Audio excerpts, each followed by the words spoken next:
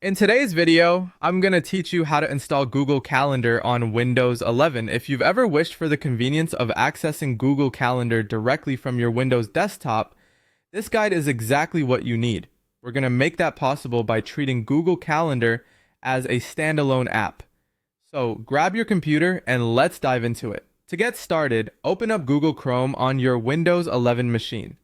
This browser is not only fast and reliable, but also allows us to create applications directly from web pages, which is exactly what we need. Once Chrome is open, navigate to the Google Calendar website. If you haven't logged into your Google account yet, go ahead and do so. Make sure you're logged into the account where your calendar data resides. It's important because you want all your events, reminders, and meetings to sync perfectly.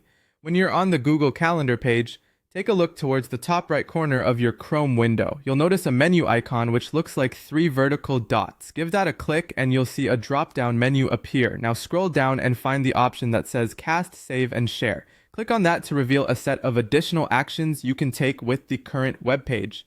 From this expanded menu, you should see an option called Install Page as App.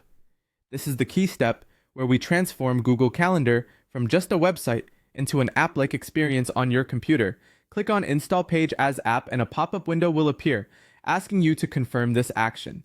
Simply click Install to proceed. Upon installation, a shortcut for Google Calendar will automatically be created on your desktop. This is a quick access point, making it easy to launch Google Calendar without having to open your browser and navigate there manually each time.